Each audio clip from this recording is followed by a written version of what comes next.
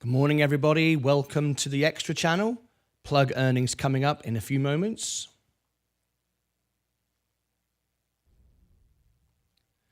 Good morning, good afternoon, good evening, and welcome to Martyn Lucas Investor. It's a double earnings once again here this morning on the show. Here on the main channel, we are covering Krispy Kreme. It starts in 20 minutes' time. On the Extra channel, if you are tuned in to the Extra channel, we are waiting for Plug Power earnings, a rescheduled time for Plug Power earnings, and we were able to fit it in extra for you this morning. So if you are on the Extra channel, you can be watching Plug Power earnings. The link for Plug Power is in the chat, pinned to the top. I will give it you once again. If you want to watch both earnings, and if you are a true Lucasade, you can watch both at the same time. If you are in Extra right now and you'd perhaps like to watch Krispy Kreme, which is Krispy Kreme, sorry. I was pronouncing it incorrectly yesterday until someone told me it's not Krispy Kreme, it's Krispy Kreme. So I do apologize for that. All right, so let me give everybody now in the Extra channel Krispy Kreme's link as well. So you might decide to prefer that. Crispy, let me just write that down now. Krispy Kreme earnings. Okay. Earnings. This only was set up a few moments ago, hence why I was a few minutes late this morning. Okay. Let's put that there. Okay. Krispy Kreme earnings. I'm going to drop this now into the Extra channel on main. There you go. Okay. That's now in there for you. All right. So we're watching Krispy Kreme here on the main channel. Plug on the Extra. We're down slightly again today. This bottom hasn't been found yet. Kind of has. It just finds the bottom, goes up, goes back, up and back. It's kind of consolidating, so we're okay to do that. Welcome everybody on TikTok. Welcome everybody on Extra. So what I'm going to do now is, because this was just announced a few moments ago, I'm going to put this on my social media. We've got 20 minutes, so please bear with me as we wait for the event to start. So I'm just going to go to my social media and run our polls.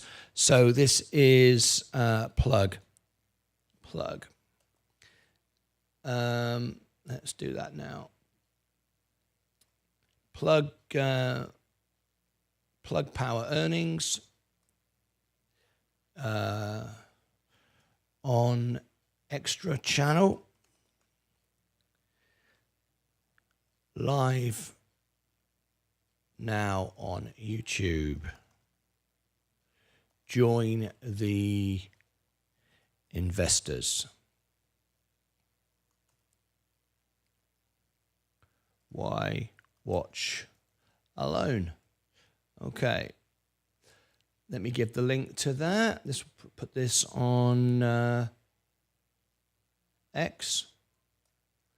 Okay, Plug here on the main channel. We're doing Krispy Kreme.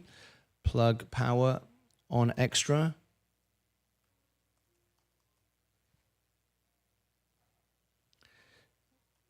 Martyn Lucas Investor. This is only the reason why I'm doing all this now. This just came to my attention a few moments ago. I wasn't doing double earnings this morning, but it did come to my attention. It got moved. So I decided to do it. It is a very popular one for us, so we want to cover it if we can. It's mainly popular, of course, on the main channel, but nevertheless, let's do it right now. Okay.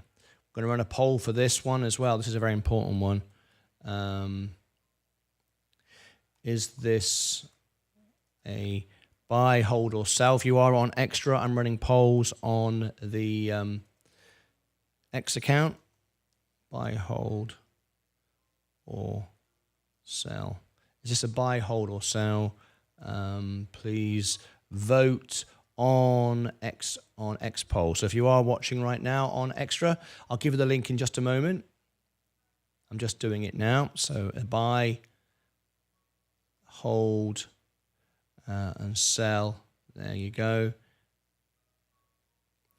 Okay, there is the poll running right there. I shall just put this on our Facebook as well. We've got just over 15 minutes to go for both earnings before they start, so we're in plenty of time. We've got time ahead of schedule, so we're just doing this now.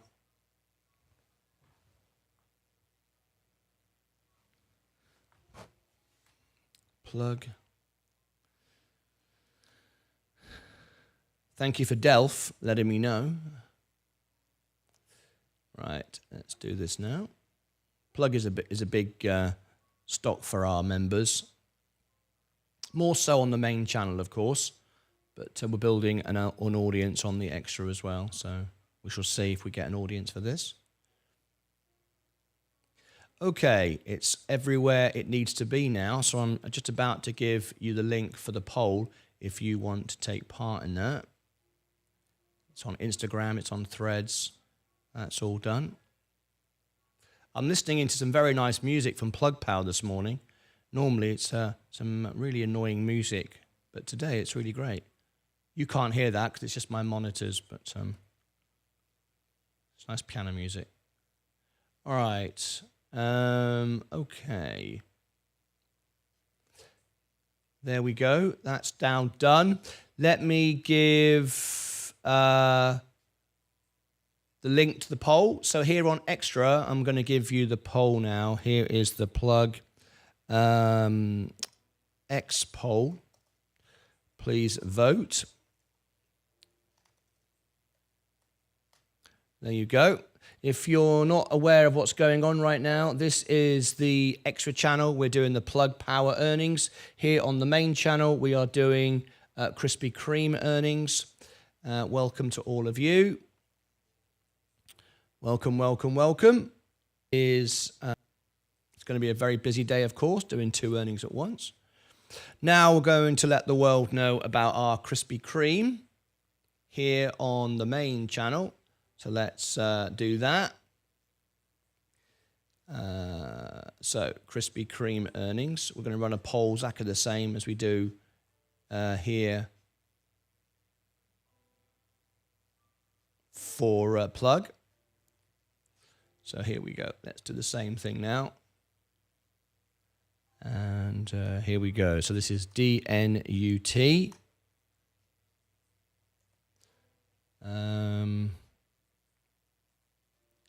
Join the investors. Investors. What's wrong with this morning? Can't spell investors. Live now on YouTube. It's the first time we've ever covered Krispy Kreme.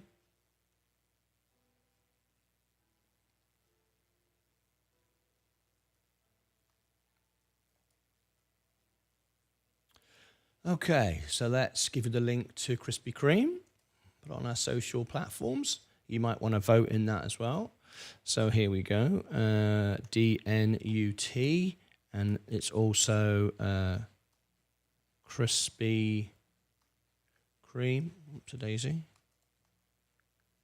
And my last tag is Martyn Lucas Investor. We're just getting ready. I'm monitoring both earnings at the same time. They haven't started yet. When Krispy Kreme, when they start, I shall mute myself on the Extra channel. You'll just be listening to the... in fact, I'll be muting myself on both channels, really, when they start. That's how I can do 2 earnings at once. Right. Krispy Kreme. Let's put the DNUT. Earnings. There it is. All right. We're now on X. Let me do a poll as well for you. Is this a buy, hold, or sell for you? Please vote on X poll. Okay, let's run a poll there. See what you think of this one. All this information is very, very important. It gives investors an idea of sentiment, what everyone is saying. So it's a very useful poll to take part in.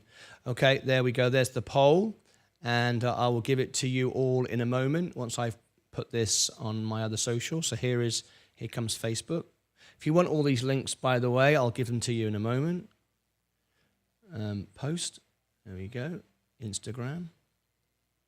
All the links are below all of the videos every single time, or they're also available on the website, martynlucas.com, on the links page. So you don't have to wait for any links. They're always available everywhere all the time. Okay. Links to absolutely everything. If I've missed something, let me know and I'll do it for you. Good morning, everybody here on the main channel. How you doing? We're covering Krispy Kreme in 10 minutes' time.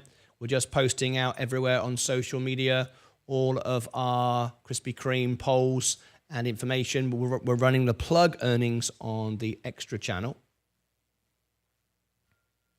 I know some of the Lucas aides have both open.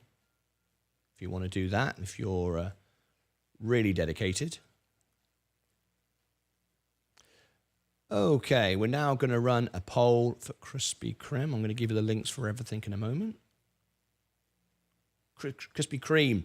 Don't know why I keep saying Krispy Kreme. It's because it's got a little umlaut or a dash at the end of on the E. It makes it French. So I keep saying creme. I'm from the UK, and that's how I'd pronounce that, but it's not. It's cream. So I apologize for that.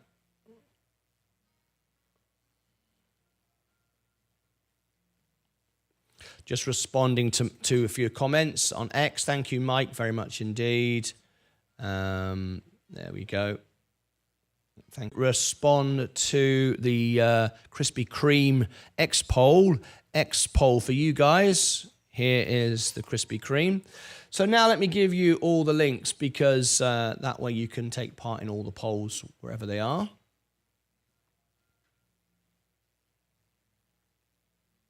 So we've got 7 watching on the extra channel for Plug Power.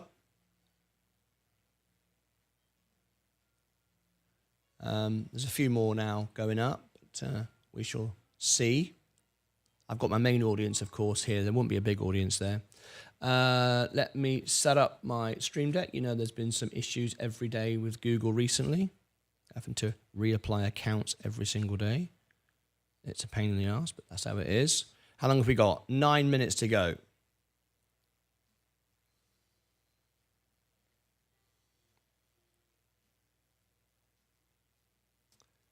Okay, there's that. And then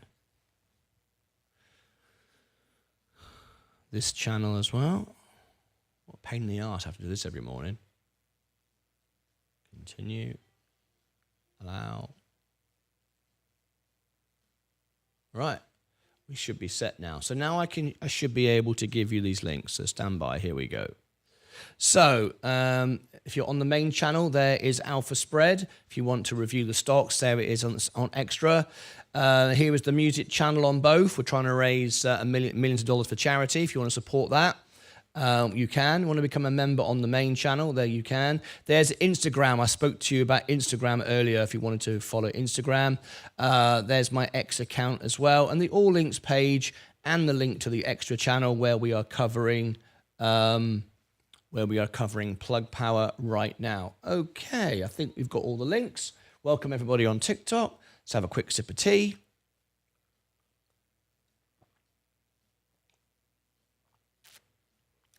That starts the engines, lovely. Somebody just mentioned FFIE. Oh dear, it's popped up today, but it's still 24 cents. I wouldn't play around with that. We're green today, which is nice. Studio is green. We are consolidating, finding a bottom. There's Krispy Kreme. My overall portfolio now is 96,000. It's down $11,000 from its high. Obviously, the more you get, the bigger your portfolio gets, the bigger the drops are. That's fine. We're just consolidating, lowering averages. That's what we've been doing, even using margin to do it. Let me just check all the feeds. Plug Power's looking good. Let me refresh it. Want to make sure that we're all good. Always like to refresh and check.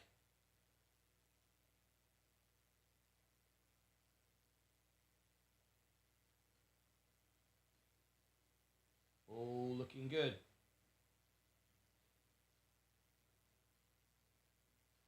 That's plug power on extra. Let me now check for Krispy Kreme here on the main channel. Here is the chart, the basic line chart. Here is the advanced chart. And let's have a look. Have they beaten on earnings? Estimated, looks like they've met expectations. Let's have a look here. Yes, expected 5 cents, did 5 cents. Nothing amazing. We can now refresh the screen. Let's mute the audio. I'll refresh it just to double check. We always like to do that. Play lobby music. Yeah. Okay, the lobby music's fine. And that'll be happening in a few moments' time. So we're all good there. All right. We are running 2 earnings at the same time. Awesome stuff. So any moment now, the earnings will begin. When the earnings begins, I will be quiet on both. Please do consider subscribing to the channels wherever you're watching, main channel or extra. And tap the like button. That would be much appreciated as well. And typically they could run a couple of moments late. They always do. But we'll be going into the earnings in just a few moments' time. All right, so stand by. Do you know what? I'm doing 4 earnings today. 2 this morning and 2 this evening. That's pretty wild, right? So there you go. Can't believe it.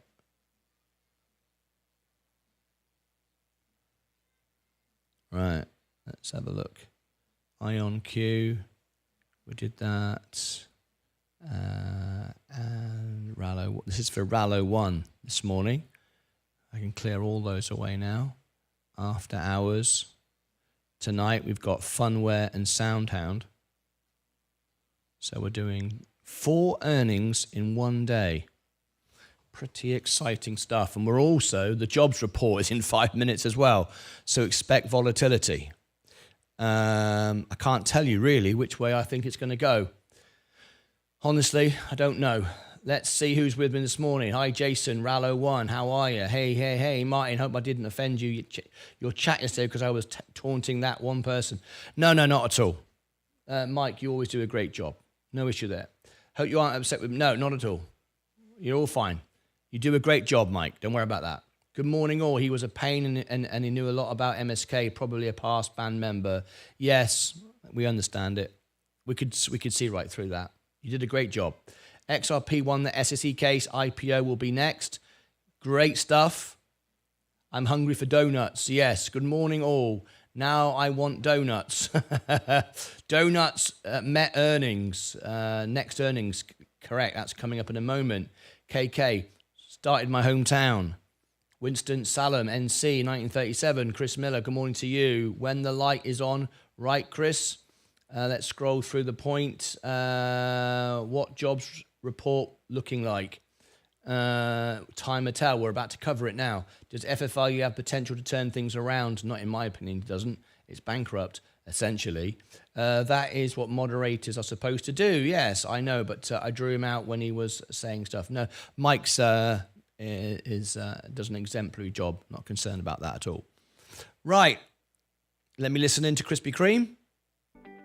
Still playing music. We'll put that on mute.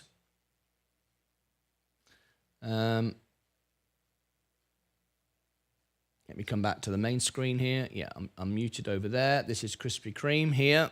We shall leave it there just for a second. 2 minutes to go. They're both starting at the same time, so it's going to be a bit of a challenge starting 2 at the same time. Welcome everybody on the extra channel. Plug earnings in just a couple of moments. For you and Krispy Kreme here on the main channel. Both are in the chat if you want to switch between the two. Many of my Lucas aides, the hardcore fans, they watch both to support the channel, which I appreciate enormously. We're about to hit 30,000. I think we're going to hit 30,000 subscribers today.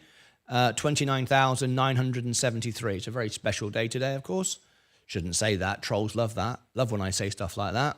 They'll subscribe and unsubscribe just to mess around with me. Okay, especially now I've said it. All right, okay. Krispy Kreme, just a few moments away. Thank you for Krispy Kreme. Rallo1, you're very, very welcome. You're very, very welcome. It's my pleasure. Oh, Jason Fallon's here. Thank you for the super chat. It's because of you I've been able to do these earnings. So thank you very much. When Mike wins... oh, here he is. Jason Fallon. How are you, Jason? Lovely to see you here. Thank you for the super chat. I appreciate it. 2 minutes to go. Okay. Going to start paying attention now. I'm about to start the earnings. This is going to be hard. I've not had to have two start at the same time before. So today is a new challenge. So I'm ready for it. Listening into two audio feeds now at the same time. The good news is everyone's late and it's staggered. Well, I say because everyone's late, they're not likely to be late at exactly the same time. I hope. Anyway, this will be interesting. This will be a new challenge this morning. Trying to do two earnings. Doing two earnings at once is not a problem. I prefer them staggered because one ends before the other and I can send everyone across. Now I'm going to be thinking, which one's going to end first? Where do I send everybody? It's going to be drama. It's going to be drama on the show. But anyway, we can deal with it. Krispy Kreme. Right. Okay, here we go. Now the excitement starts. Which one do I mute first? I'm listening in. Krispy Kreme is about to start. We're listening to both audios now.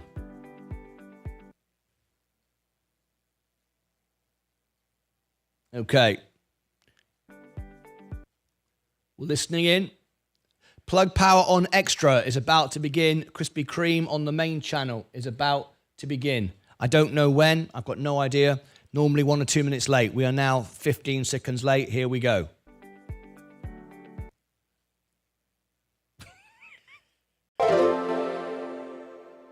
Thank you. Rallo1 donated $2 through a super chat. Take your wife out for a Krispy Kreme donut. Very nice. Thank you. I will. I've never been there.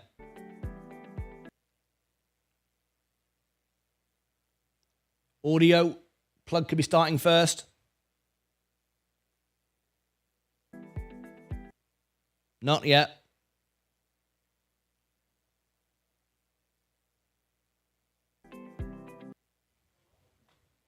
Plug Power is starting.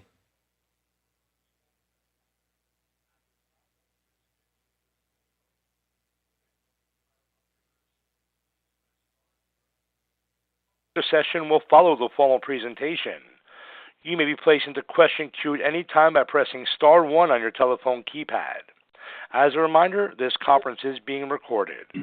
It's now my pleasure to turn the call over to Meryl Fritz, Marketing and Communications Manager. Please go ahead, Meryl. Thank you. Welcome to the Plug Power Q2 earnings call. This call will include forward-looking statements. These forward-looking statements include, among others, statements of expectations, beliefs, future plans and strategies, anticipated results from operations and developments, and other matters that are not historical facts. We intend these forward-looking statements to be covered by the safe harbor provisions for forward-looking statements contained in Section 27A of the Securities Act of 1933 and Section 21E of the Securities Exchange Act of 1934. We believe that it is important to communicate our future expectations to investors. However, investors are cautioned not to unduly rely on forward-looking statements, and such statements should not be read or understood as a guarantee of future performance or results.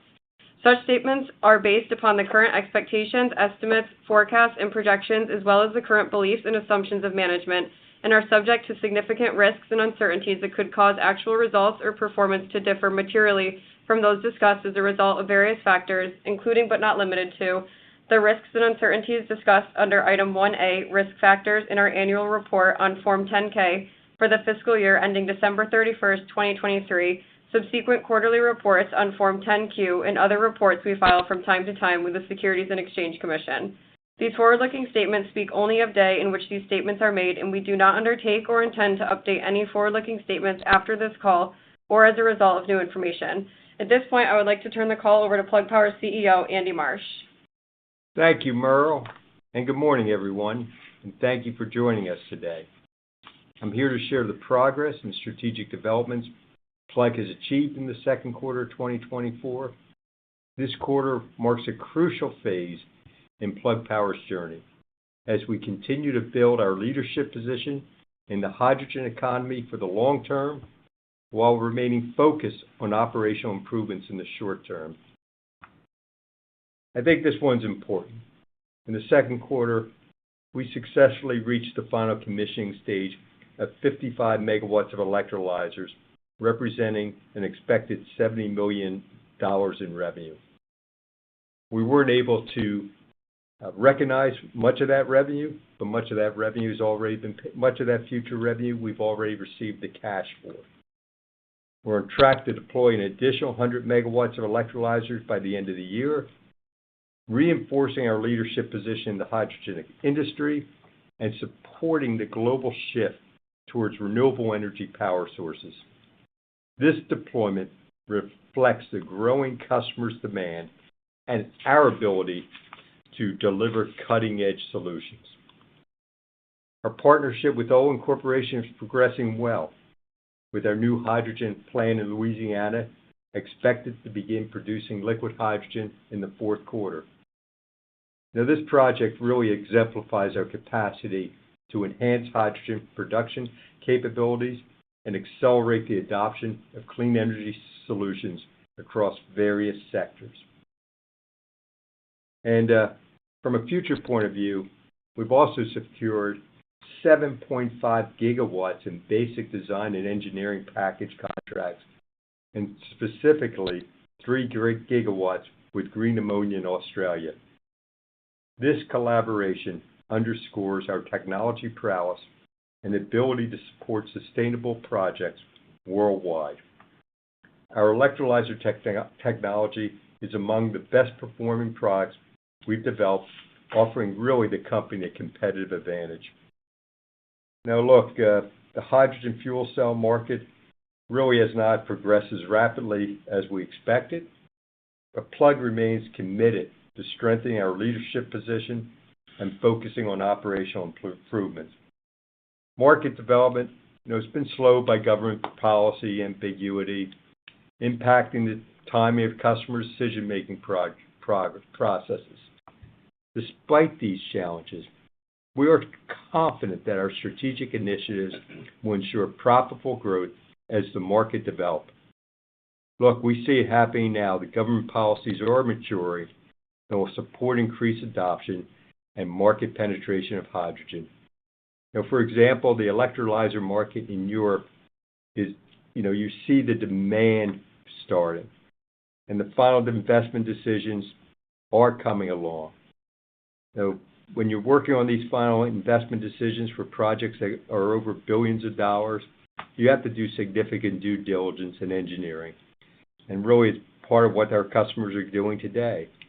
And we're deeply involved with our basic design and engineering packages, which is a key component of their efforts. We're actively engaging with partners to navigate these complexities and ensure the successful deployment of our solutions. Now, if you really look at that 7.5 gigawatts, even if only 1/4 of the activity leads to revenue, that could exceed $1.5 billion of revenue over the time, highlighting the substantial potential of this market. Look, I think this is no news to anyone. Financially, we're committed to strengthening our cash management practices and ensure profitable growth. Now, when we look at our expectations in raising prices, we've really exceeded our expectations. I think it's due to our strong relationships and seamless integration into many of our customers' operations have proven to be beneficial, which makes them willing to accept the price increase. So we are laser focused on cash management. We're focused on profitable sales, operational efficiency, and reducing operational expense. Now, when I take a look back at those statements, is one of the main reasons I've asked Dean to join us. I really want to highlight the appointment of Dean Fulton as our COO. Look, he brings an exceptional track record from Amazon. I've known Dean for almost a decade.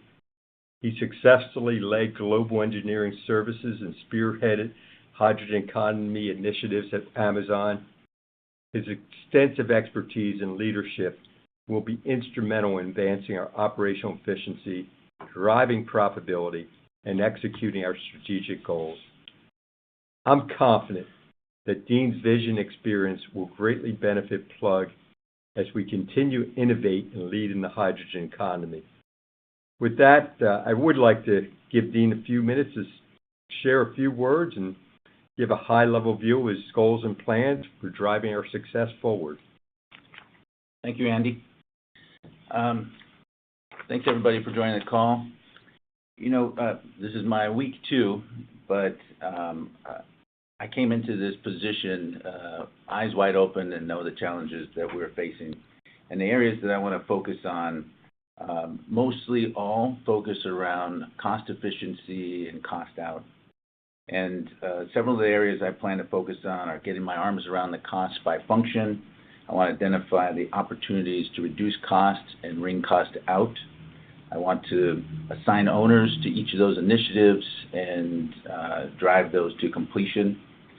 My focus is going to be on building the green hydrogen plants, do it safely, on time, under budget, with a high level of quality. Another area of focus is going to be producing green hydrogen, again, on time and cost effectively, profitably. Implementing systems at our customer sites, first of all with a high level of safety, and then a focus on time and making sure that we're doing that cost effectively and profitably with a high level of quality. And then the last area that I want to focus on is reducing our inventory. Our inventory level, as everyone knows, is too high, and we need to focus on getting that cost down as well. All of these with a focus on reaching profitability. That's really my immediate focus in joining Plug, and I believe that we will achieve that. Paul? Thanks, Andy. A few comments from the finance team here. The first half for Plug reflects a critical inflection point in the ongoing transformation of the company. As we've discussed, we've embarked on a journey a few years ago to significantly broaden our solutions in the hydrogen economy and vertically integrate on our hydrogen supply with the added ambition of doing it based on green hydrogen.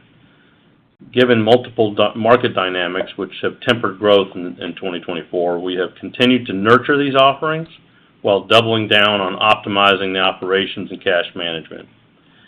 In the first half of 2024, we scaled up numerous product offerings that have culminated into meaningful deployment and sales into the market and set the stage for continued sales expansion in the back half of 24 and 25 onward, including a broad range of electrolyzer products, hydrogen storage and distribution solutions, and high-powered stationary systems, to name a few.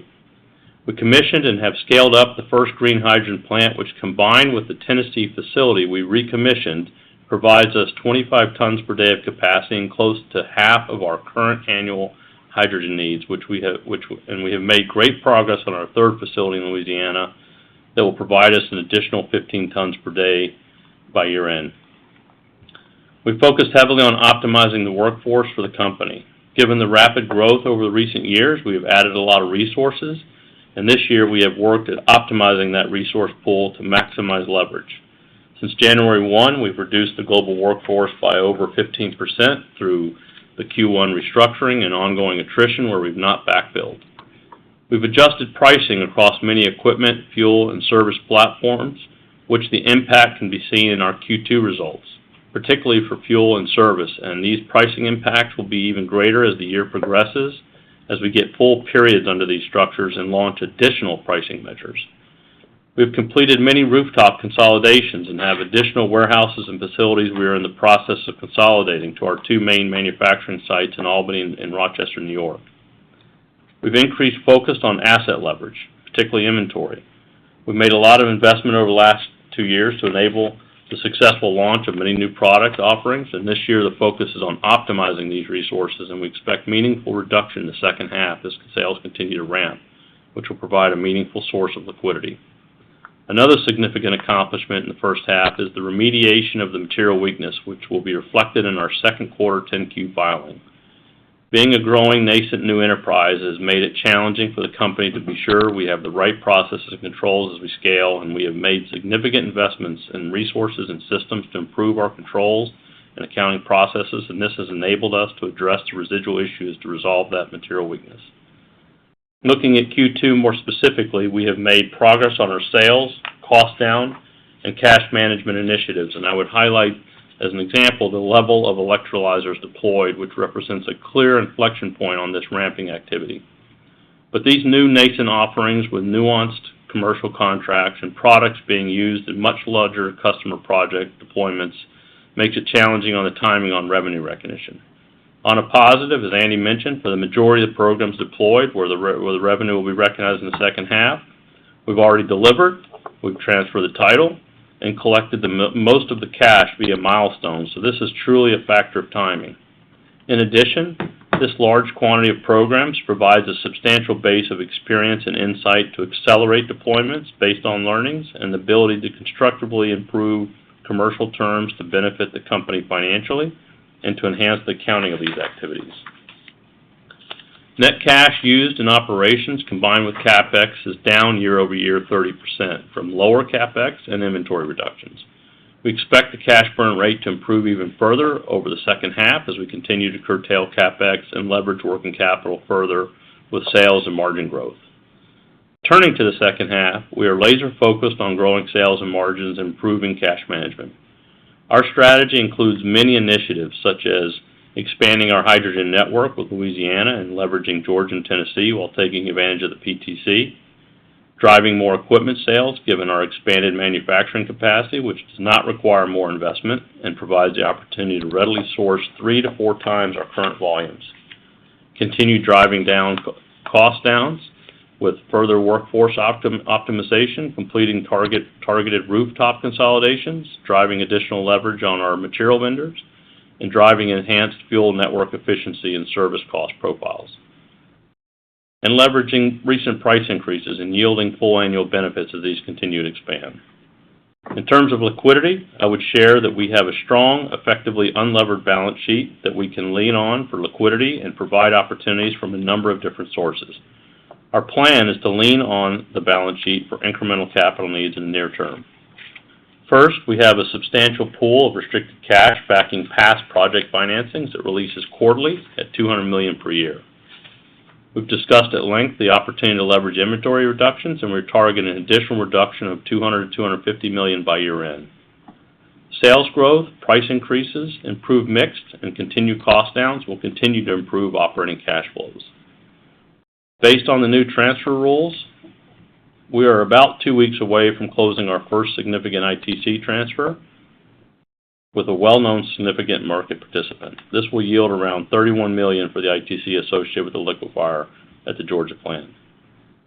And we've been pursuing varied debt facilities and are working with a party interested in equipment financing that we think can close in the next 4 weeks, and it is targeting a large facility platform with a meaningful first draw.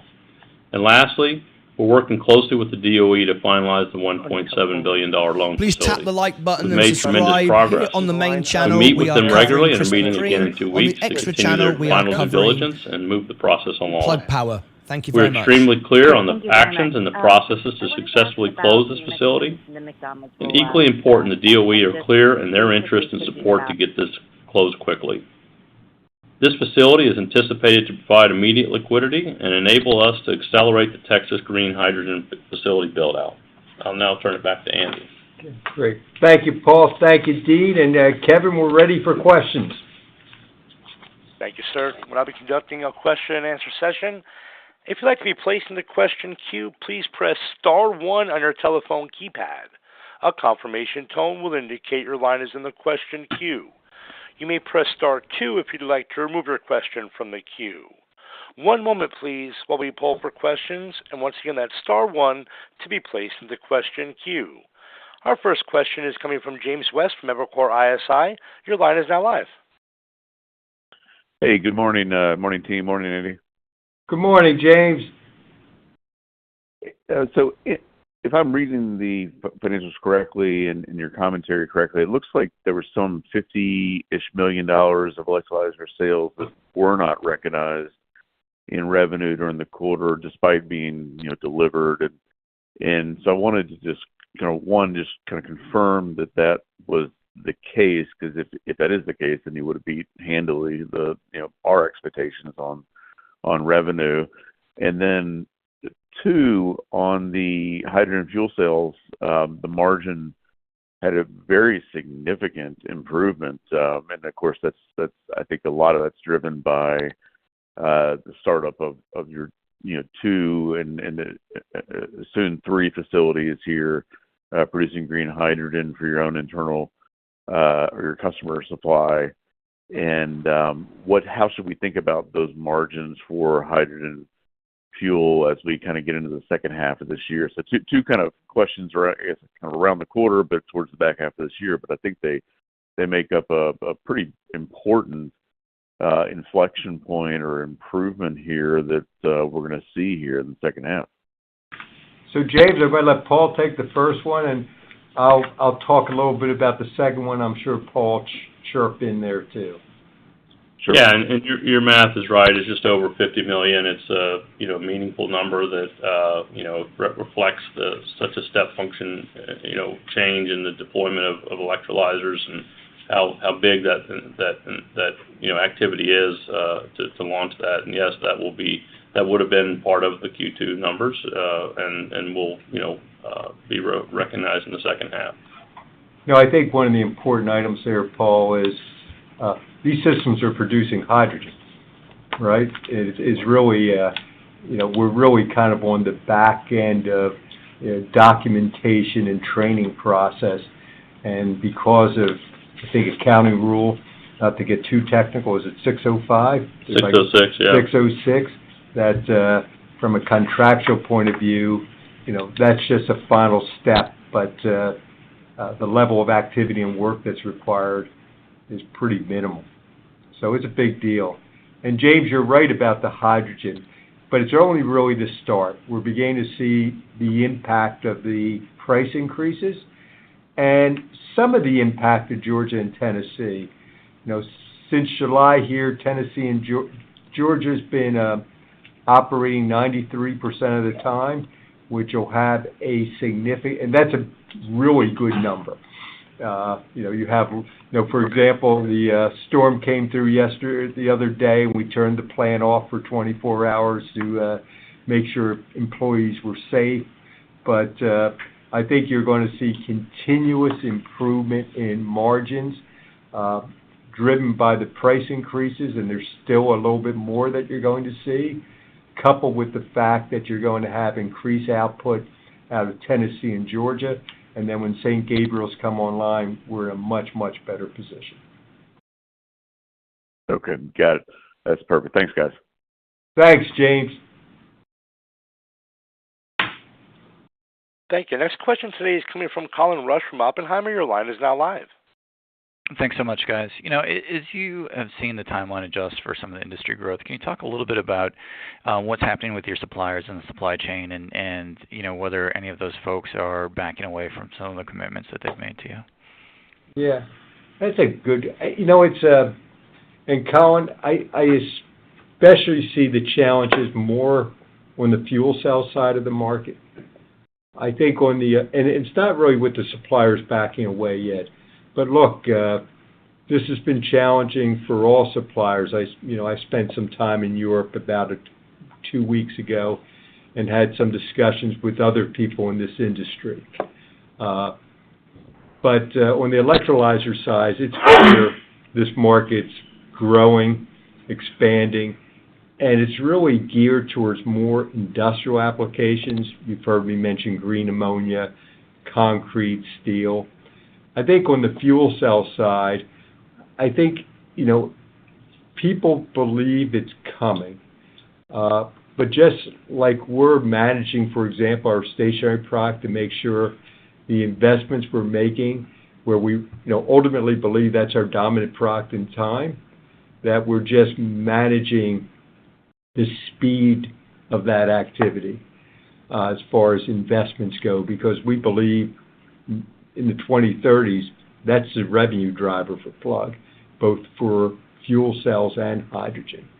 So I haven't seen anyone say, we're not going to do it, we're not engaged. I mean, 3 months ago, I was at a conference, a hydrogen conference in Rotterdam, which had 6,000 folks, and every supplier wanted to talk to me. I think everybody's we're hoping that this would accelerate faster. That being said, you look at that 7.5 gigawatts of basic design engineering work we're doing. You look at, I didn't mention much the fuel cell business, but we can see, for example, our material handling business getting stronger in the second half of the year. So it's painful, Colin, and, it's discussions you have to have, but I haven't had anybody come to me and say, we're going to increase prices, we don't want to do business with you. That really hasn't been the tenor. That's incredibly helpful, Andy. And then just on the demand side for hydrogen, can you talk a little bit about the diversity of customers you're working with and the trend lines in terms of offtake sizes? It seems to me that there's some incremental diversity of industries that are taking the hydrogen and maybe starting with smaller deals and growing into larger deals. And that's it for me. Thanks. Colin, I'm going to turn that to Sanjay. Hey, Colin, how are you? So, again, on this question, right, as we've talked about in the past, our primary objective had been how do we drive the cost of hydrogen down for our existing customers, right, with the plants that are coming online, Georgia, Tennessee, Louisiana. But once we get to that 40 tons of production, the way you should think about the cadence of how things will unfold is we will likely also work with some of the industrial gas customers from a swap perspective. Those discussions are going on. As you said, they will start with a small volume, but could grow into bigger. Second piece of the opportunity we're seeing with some of the mobility application, different folks talking about that, the numbers could actually grow and grow pretty substantially when you look a few years out. And that's really one of the things we're also trying to do, right, is how do you make sure the offtake agreements are going to get a lot more bankable so that you can also start to think about capital sourcing of financing the build of the new plants going forward. So, again, lots of discussion going on, lots of conversation happening from a prioritization standpoint, get costs down, do what we need to do for our existing customer, and do spot agreement with some that are in the need of hydrogen on a short-term and an immediate basis, and really start to structure contract in a way where this becomes a lot more bankable deals and we can start to think about a lot of different sources of capital. Perfect. Thanks a lot, guys. Thanks, Colin. Thank you. Next question is coming from Craig Irwin from Ross Capital Partners. Your line is now live. Good morning. Thanks, Craig. Hey, Andy. Thanks for taking the questions. So I should start off by saying congrats on the PTC for Georgia. It's a nice milestone to see the company, collecting that very important subsidy. So can you maybe talk about, or get precise about the level of PTC you're able to collect? There has been uncertainty in the language. And then can you talk about other plants that are eligible for this or that you think should be eligible for this that are, in construction on the drawing board? How should this take shape? Yeah, good question, Craig. And let me, I'm probably going to say a little bit too much here, but let me kind of step back and say that for Georgia, we work diligently to think through how one can leverage renewable energy credits, how we measure the electricity, how we measure the hydrogen coming out. And we've worked with consultants and lawyers and others to make sure with the present policy guidelines, which are more strict than anything anyone expects to come, that we would be able to receive the PTC. And Paul, I think it amounts to about $2.60 a kilogram once you think about the costs. And Sanjay and Paul are both shaking their head in agreement, Craig. So that's how we were able to do it. And look, for the second part of your question, I think it's really clear that the regulations on the three pillars are going to become much looser. We won't be surprised if there's some announcement after the Democratic convention and a further announcement after the election. But You see people who were strong supporters of the three pillars, like Heinrich in New Mexico, who's backed off significantly. And there's a lot of engagement between the Senate, who really wrote the bill, and the executive branch to make sure that congressional intention is met in the regulations. And certainly Chevron has helped in that evolution. We're working really closely in making sure we understand in a very systematic fashion how, and I'm not going to say we're definitely sure, but how we bring Texas and New York in, for example, to make sure both of those facilities would be eligible for the PTC. I'm optimistic, but it is certainly evolving. Luckily, we've been able to engage with folks who are on the legal side, on the technology side, that gives us a great deal of comfort that we'll figure it out. But the looser regulations, I'm going to use the word looser, what I'm really saying is regulations that match the law will certainly help grow this economy, even hydrogen economy, much quicker. And that message is really coming strongly from senators to the executive branch today. Thank you for that, Andy. So my second question is about the balance sheet, right? So I know every day you think about, what can we do different? What can we do to lower costs? But I know you also think cash every day, right? Cash has been something important for you to manage over the last, couple years, and you're doing a really good job at this point.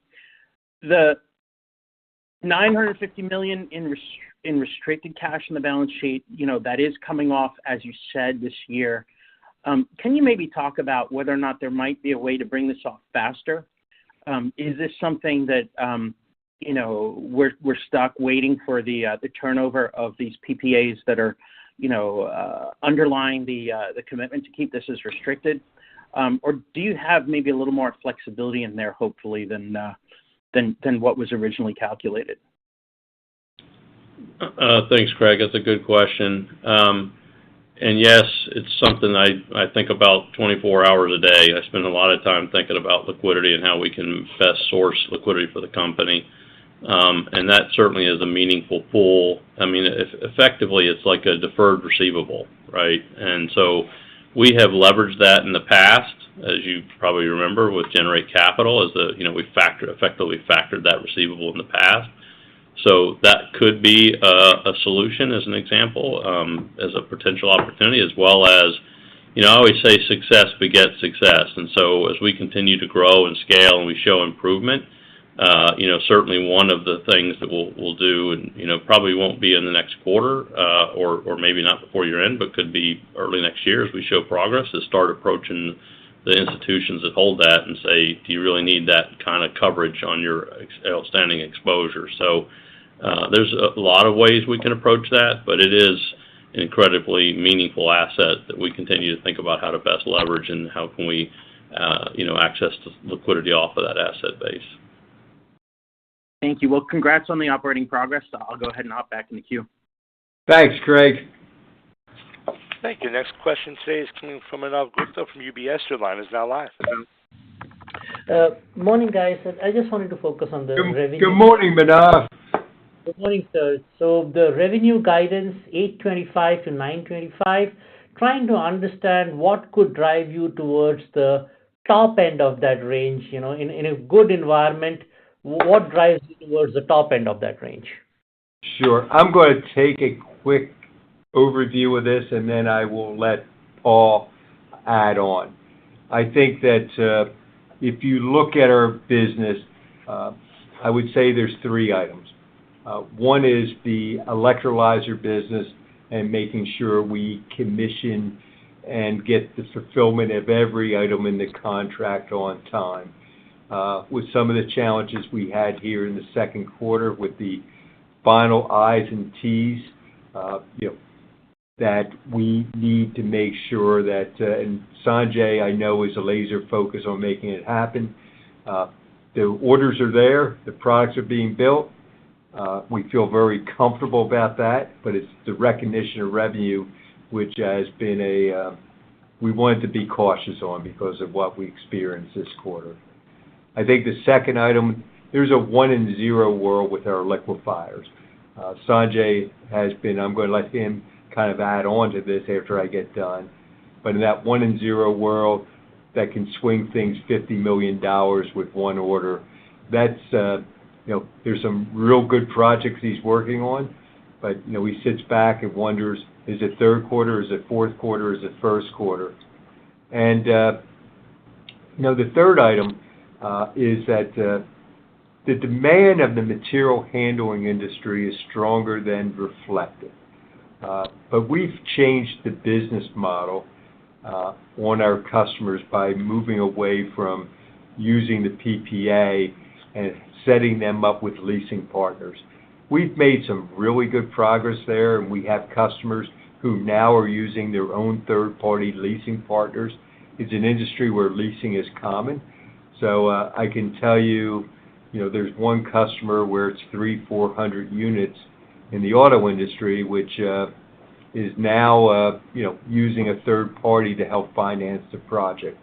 How that evolves over the second half of the year, I'm looking at material handling, think it's called 165 to 175, and it could be over 200 if we're successful with that activity. Sanjay, would you like to add to that? I think, Andy, you summed it up very well, but just, Manav, on the liquefier side, right, our industry position we feel pretty good about based on all the customer feedback. As Andy said, right, what's really happening here is these are big-ticket items, and, we're very active in a lot of different areas. Our 15-ton liquefier to our 30-ton liquefiers, we believe we have one of the best energy efficiency in the market. Our pricing seems pretty attractive. We also are actually deploying this liquefier even in our Texas plant. So the learnings and the value, everything we can bring to the customer is bar none. Having said that, as Andy said, right, do they get to FID in Q3? Does it end up becoming an opportunity in Q4? And there's we've seen some of those FID get pushed to the right by a quarter or two, right? We do believe some could come home here in Q4, but if it doesn't, then it ends up becoming really a 2025 opportunity rather than 2024 opportunity. And when you think about liquefiers, Sanjay, it's really a North American event. So far. And and so far. And clarity in the regulations. People want to do the projects, but they also don't want to leave money on the table. Absolutely. And that is, so this final clarification of the regulations, I think, is really important to accelerating the market. 100%. Absolutely. Thank you, guys. I'll turn it over. Okay. Thank you. Next question today is coming from Bill Peterson from J.P. Morgan. Your line is now live. Yeah. Hi, good morning, Andy and team. Good morning, Bill. So first question I'd like to ask is about the sort of your core materials handling business. We've seen revenues kind of come in light. If we think about like a first half 24 versus first half 23 or even the prior year, I know you're talking about ASP uplift, maybe that and some recent demand has been shifting on that, but are customers hesitant to deploy more equipment now because of this I don't know, price increase, or is there concerns about the company given the going concern from earlier in the year, or is it really more of a matter of the market's just limited warehouse activity, things like that? So, and then just tied in, like, do we still see the seasonal uplift in the back half of the year? What contribution do you see in the back half, and how should we think about growth in 25? Yeah. So, Bill, look, I'm not going to kid you that the price increases and the activities associated with the going concern certainly represented a shot to the system. I have, as many of you know, I am at heart a believer in you deal with the cards you have and think how you can get better. But in many ways, it actually opened up the engagement with customers. And it allowed us to start having the serious discussions about how to change the business model. And we have moved away from PPAs. which is good, which has impacted the initial growth of those customers because, as I mentioned in the previous question, we've had to move to third-party providers of leasing for the customers, almost like dealerships and cars, but we've had to work through that with third-party providers who also had tax appetites. We've made great progress there. We expect the second half of material handling to be at least, in the range of 1.75 to 2 times higher than the first half of the year. We spent a lot of times looking at those numbers and customers.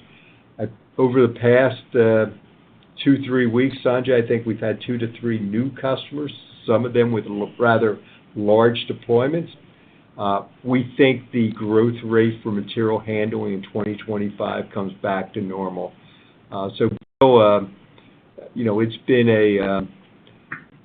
It's been a challenging exercise, but it actually has taught us in many ways the meaning of our value proposition. I've had one of our larger customers tell us the value proposition breaks down at $11 a kilogram for hydrogen. That's a real great data point because when you think about that $11, we're out there about $8.50 today, and that shows that there's value being created and customers recognize it. But look, there's a lot of discussions when you have those 2 big issues you mentioned, but I feel that we've really been able to overcome those challenges. Appreciate the color there, Andy. Thanks, Bill. Thank you. Our next question today is coming from Dushaya Ailani from Jefferies. Your line is now live. Good morning. Thank you for taking my questions. Dean, congrats on the new role. Maybe this is for you. I know you have been there for 2 weeks now, and you have kind of talked about some of the areas of cost efficiency and cost outs. Maybe could you talk a little bit about what some of the low-hanging fruits are, where we could see that come from? And then secondly, how do you guys think about the margin cadence for the second half of 24? And I'll leave it there. Thank you. So I'll let Dushaya. Good morning. This is Andy. I'll let Paul take the second part of that, and I'll let Dean take the first part. Yeah, I think it's a little too early to provide any details on this call, but I've talked with Andy and many people a couple months before joining. I've been aware of where the challenges are, and my first 2 weeks I've been digging into that. And as I mentioned, a lot of it's around manufacturing. It's reducing our inventory. It's getting cost-effective when it comes to producing green hydrogen and implementing our fuel cells and our systems in the field. And that's really where my focus is going to be, is diving deep into those cost structures, identifying where we can wring those costs out and lower those costs and get to the point where we'll be profitable in each of these lines of businesses. A lot of it is going to be around identifying those opportunities and the rigor and the discipline with managing through each of those projects and tracking those to the point of profitability. This isn't going to happen immediately, but to your point, there's definitely low-hanging fruit and short-term things we're going to focus on, and then there's obviously bigger monsters that are going to take a longer-term view of. Yeah, and I would just, I guess on the margin progression, as you guys have seen historically, we've always had this phenomenon of the 2/3, 1/3, where there's 2/3 and a half of the sales in the second half. That's certainly what we're seeing this year. That implies doubling the sales in the second half, and Plug, has tremendous volume leverage opportunity. So that has a big impact for us. In addition to the getting full quarter benefits of all of these cost downs and price increases that we've been rolling out, and on the fuel side, Andy talked about Georgia and Tennessee being up and getting full quarter impact of those, as well as we've made real good strides on fuel efficiency measures, and that's really going to be impactful as well as we move through the balance of the year. So you will see you'll see certainly positive and continued progress in Q3 and even more progress in Q4 as we move through the balance of the year. Thank you. Thank you. As a reminder, that's star one to be placed into question queue. Our next question is coming from Sharif El-Maghrabi from BTIG. Your line is now live. Hey, good morning, team. Thanks for taking my questions. Good morning, Sharif. Morning, Andy. So I've got a couple on Louisiana. First off, can you tell us how hydrogen production is going to be divvied up there? Is it a straight 50-50 split between yourselves and Olin?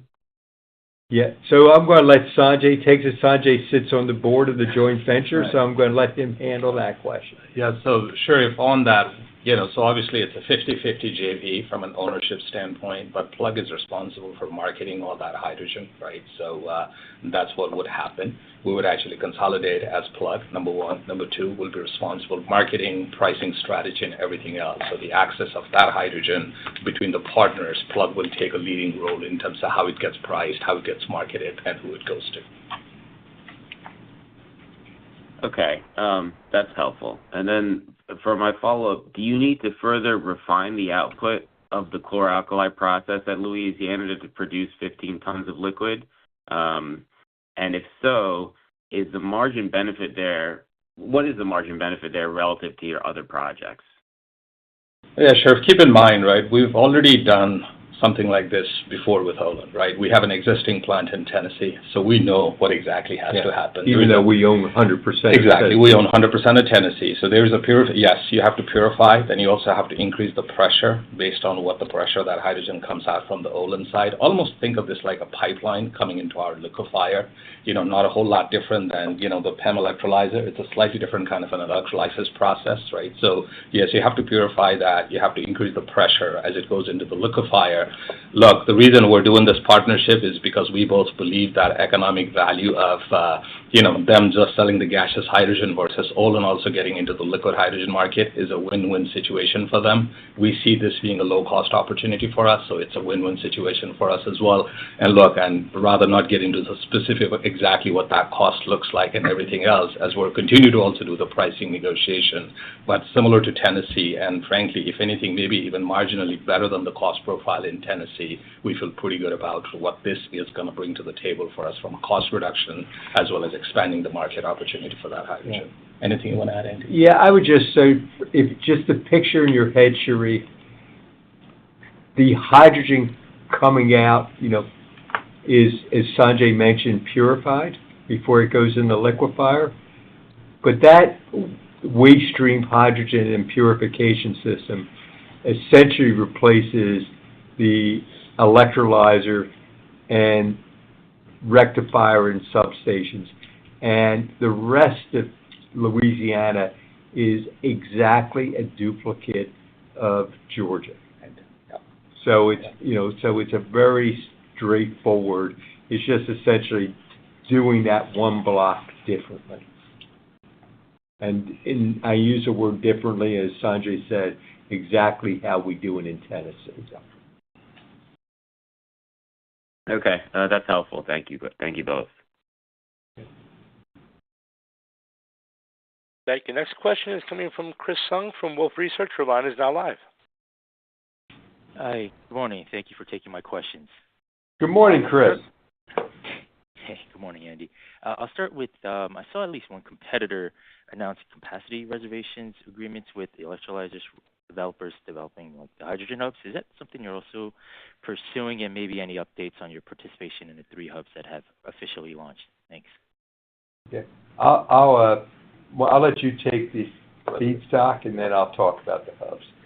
So, again, I think as a part of this 7 gigawatt of basic engineering design packet, right, we are starting to have conversation with the customer some of these opportunity are multi-gigawatt opportunity, right? So it's a mega project for them. Obviously, it's a mega project for us. As Andy talked about it, even if we actually do 1/4 of that, it's a substantial revenue opportunity. But we're going to need to make sure that we're planning the capacity the right way, right? What does that reservation look like? What the cadence of staff production needs to look like? And that's one area that, as Dean talked about, him and I are going to be working very closely together to make sure that it's being planned properly. We're thinking to the reservation right. How do we manage that? It's a win-win for both parties. Now, there is some discussion going on that we're having with other customers that are not a part of this 7.5 gigawatt of basic engineering design packet, where they're talking about potentially doing a reservation as they are looking at mega opportunity in the European market. So some of those discussions are happening as well. But one another thing we also try to be very, very careful about in this market is there are projects and there are projects, right? We're really trying to make sure we're aligning with customer in terms of helping them with what we bring to the table, but also making sure that the projects are in fact going to eventually get to that final investment decision criteria, because there's a lot of things that has to happen. Funding has to come in place. So we do have some of those opportunities brewing as well, could be pretty meaningful and substantial, and that is not a part of the 7.5 gigawatt of basic engineering design packet that we're talking about right now. It will be incremental to that. On the hubs, first, I don't want to get ahead of hubs announcements as far as what they want to say about the details. But as we've talked about before, every hub in the U.S. Plug is participating in, including the announcement of West Virginia where they have details. So we're pleased that they're moving ahead. I think over the next year, even with the hubs which have come to agreement, there's still a great deal of planning and work to continue. And I can tell you there's a team at Plug on the business side, that as well as the technical side, that's working with the key decision makers at all the hubs to make sure that they evolve, and that, look, we're there, we're at the table. And that's the key item. I think people have to realize, and I've said this before, how the PTC and the DOE loans are really the short-term vehicles for the U.S. government to drive hydrogen production. Long-term, the hydrogen hubs across the United States are really important for building this industry. And look, there's still lots of work to go on to really capture that vision.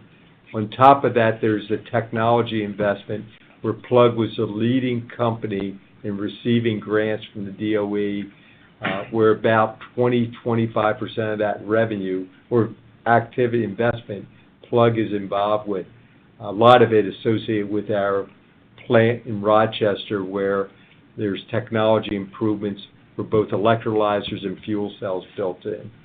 So those two won't be overnight, but they're really important for the U.S. having, from a national security point of view, from a jobs point of view, as well as for a clean climate point of view. Thanks, and just for that's really helpful color. And just for a follow-up, I think Dean touched on this, and the high inventory levels is one of his priorities. But are you able to provide some context on what's in inventory broken out by product line? I think that, Paul, I don't think we make that. Do we make that public? No. Yeah. And I think that probably, I would just say, probably a lot, there's probably a lot to support our energy build out this year. And we do have goals that we can reduce that inventory down to about $700 million by year end, supporting all the product lines. All right, fair enough. Thanks so much for your time. I'll turn it over. Okay, thanks, Chris. Thank you. Next question is coming from Sky Landon from Redburn Atlantic. Your line is now live. Hi, thanks, guys. You mentioned that you're potentially expecting some news on the 45V rules after the Democratic convention, and that you'd expect a further announcement after the election. I appreciate timing is perhaps uncertain on this, but perhaps you could talk us through your current thinking on how quickly this could come through, and if you still think it's a 2024 event. And then related to this, from your conversations with industry and customers, how quickly after the clarification on the rules do you expect to start seeing green hydrogen FID start flowing? Yeah. And then a second question. Sorry, and a second question then on OpEx costs, perhaps. Expectations were slightly beat again in 2Q after they also beat in 1Q. Maybe you could run through the work that's been done here and talk about if there's any more costs to come out going forward. Thanks. I'll let Paul handle the second part of that question, Sky. I think where you will see potential changes after the convention probably has to do with with the three pillars, and I know you're well versed in the three pillars, Sky.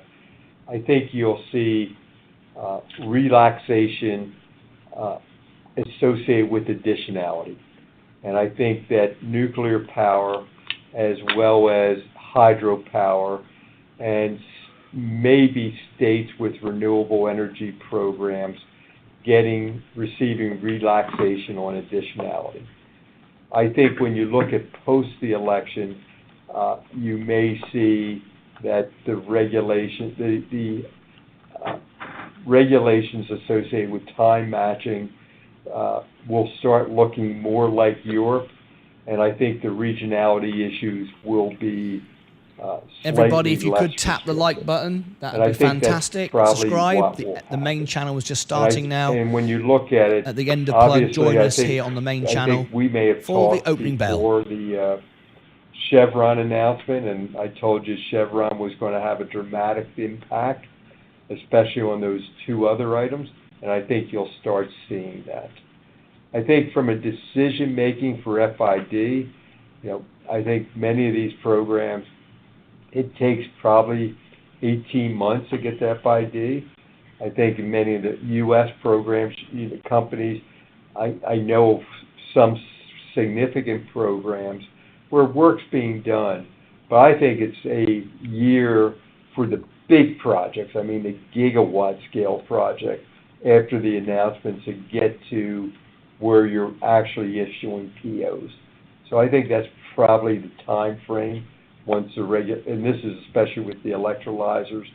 I think there may be smaller deployments, which will happen more rapidly than that, but when you're talking about investing $2 to $3 billion, it's going to take time. Paul? Yeah, and on the OpEx, as you've made reference, we've been able to demonstrate that we've, the benefits of our actions of curtailing and optimizing the workforce. Some of the rooftop consolidations obviously are, most of the impact is in operations, but there's certainly a piece of that benefits the OpEx as well. And I would tell you, as we move forward to the balance of the year, we're going to maintain our discipline and focus on making sure that we're, where we can continue to optimize, that we're doing that, and that we're not investing in incremental costs in the near term on things that aren't benefiting the short term. So we're really being scrutinous in the things we're doing and trying to keep that curtailed and down, and we expect that to continue. Great. Thanks, Andy. Thanks, Paul. Thanks, Guy. Thank you. Our final question today is coming from Jordan Levy from Truist Securities. Your line is now live. Hi, all. It's Henry on for Jordan here. Appreciate you squeezing me in at the end. Hi, Henry. Hi. You touched briefly on this, Andy, before. I just want to get anything more you have on how production has gone at Georgia and Tennessee over the last quarter or so. Any kind of big operational items or learnings that have come up that you plan to take away for future plants? Yeah. I think, Jordan, one of the big learnings, and this is really important, and it has dramatically improved the efficiency of the plant. It's really controlling. You have to remember, this is the first plant in the world that this has happened. Is controlling the interaction between the output of the electrolyzers with the liquefier. And we have seen from the month of May to today, just a dramatic improvement that, in our control loop, and it's been great work by one of our engineers about making sure the output of the electrolyzers always are in sync with the production output of the liquefiers. And if you put too much hydrogen in, you're going to be wasting hydrogen. And that has been a learning that I think is a uniquely positioned Plug as we fine-tune that control loop.